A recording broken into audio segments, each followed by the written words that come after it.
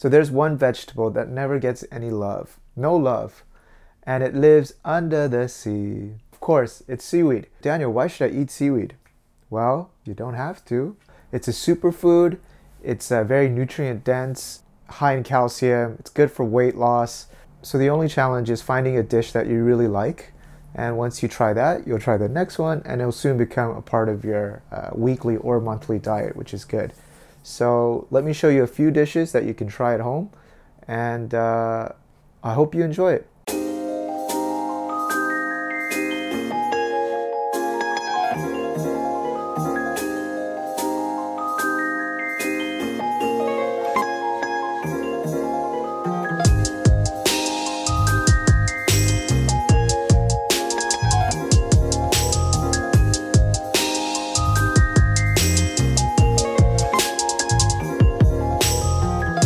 Alright guys, so we have a wide variety of seaweed today.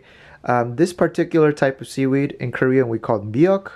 In English, another name for it is sea mustard, and in Japanese, wakame. It starts off fresh like this. This is the raw seaweed, and if you dry it out, you get this. And we use this in Korean seaweed soup, miyeok-guk, which is pretty good. And then there's kim. They come in sheets like this. This one, it's just been toasted, so it hasn't been salted or oiled yet. This is good for like maki rolls and like sushi.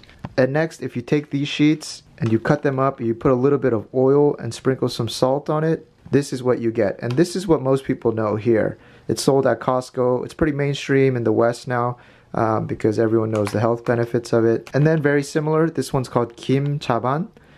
Basically, it's used like a topping as rice. You can pour some over. So let me make a few banchans and some dishes that could ease your way into the world of seaweed. So the first one I'm going to show you very quickly. This itself is a banchan.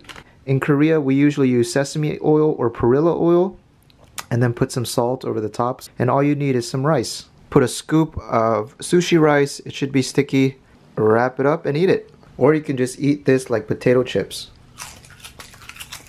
And if you see your fingers, you'll see some of the sesame oil and some of the salt on it. So with this, all you need to do is think about a few banchan ideas, maybe 2 on the side, and you have yourself a full meal. It's the same thing. If you hold it up to the light, you'll see that it's green. This means it has been in fact toasted. And just in case you bought the wrong brand, if it hasn't been toasted, just put this on a frying pan, lay it down, and toast. Flip it over, lay it down, and toast. Very simple. I'm going to cut this down the middle, then measure about 1 finger length. And now I want you to try this one. And immediately you'll recognize, oh man, this is kind of like potato chips without salt. We need some seasoning. It tastes very bland. So I want to introduce this soy sauce dipping sauce that's very good. And one of the vegetables I'm going to use is called dale in Korea. It always reminds me of pitbull. Dale, dale. And this recipe works perfectly fine with regular chives. So just put the dale or the Korean wild chives into the water to get rid of a lot of the excess dirt or anything on them first. Some of them have like this outer shell that we can just take off. And at the very tip, they have this brown tip. Take that off with your hand. And we want to do this for each. And my favorite thing about these Korean wild chives is that they have this like onion looking bulb. To release its fragrance, just crunch down on them. I'm using about a quarter size amount of tale. Cut off the top and then just cut these into like 2 centimeter pieces all the way down to these tips. Alright, so now let's make our sauce. We're going to do 1/2 cup of soy sauce. Put it in. 1 tablespoon of minced garlic. 1 tablespoon of gochugaru, Korean red chili flakes. 1 tablespoon of sesame oil. 2 tablespoons of water, that's 1. And 2. 1 tablespoon of honey, make it sweet and tangy. And then 2 tablespoons of sesame seeds, that's 1 and 2. Let's just put all of them in. I'm getting hungry, guys. Pour a little bit. Here it is. Wow. Alright guys, toothpick out. Take one of our unseasoned seaweed sheets and then put a little bit of our tale sauce on top. Alright, and take a bite. Wow, so good. Or if you're hungry, just slide an egg right across the top. Oh yeah. A few scoops of our, mix that baby up. Yolk shot, oh yeah. Oh yeah, then mix that part in. Then go back to our seaweed sheets and bite in. You don't necessarily just have to use these unseasoned seaweed sheets. You can use the seasoned ones too. And store the rest in a Tupperware. It's going to keep for a couple of weeks. You can put this as a topping over pan-fried tofu. That's so good. So this is the next level, a seaweed cucumber salad. Take a look inside. This looks like something that's been mummified. This one looks just about 1 arm's length. So put this Medusa's hair right in the water. And we're going to let this seaweed grow for about 10 minutes. And then another 4 arms length here. We're going to just use 2/3 of it. So let's just go up to here. Cut this into very thin slices. A slice about to that length. Then let's do about a teaspoon of salt in. And just mix them in. And then we're going to wait 5 minutes for the cucumbers to start sweating out. Alright, so it's been about 10 minutes. It should be able to bend without cracking. So let's wash all the salt off. Then we'll drain out the seaweed as well. Nice wash. And then we'll let this drain off. And we're going to squeeze the water out of these guys. So now our cucumbers are ready. And the last thing we want to squeeze out is the water from the seaweed. So just... And then we're going to chop the seaweed. Maybe about 1-inch pieces. Probably clumped up a little bit because we pressed them to get the water out, so detangle them a little bit. Cucumber slices in, and next we're going to toss this in a nice vinegary / tart sauce. 1.5 tablespoons of vinegar, that's 1, and another 1/2 tablespoon.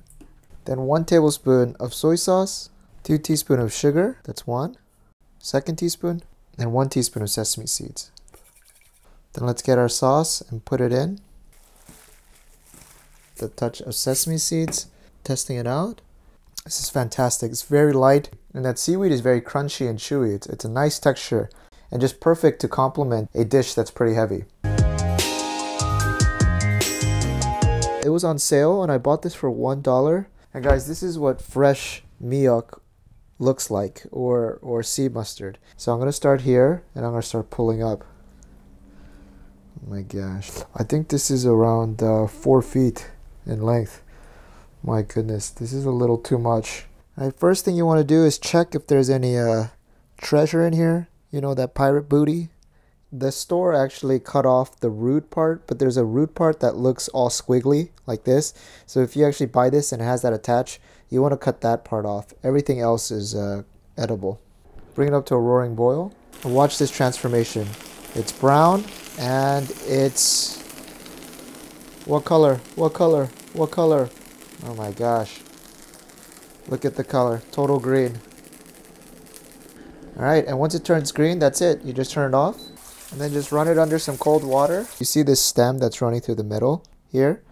That one's a little bit tough. And I like to pretend you're a sushi chef and make your way down the back of the tuna.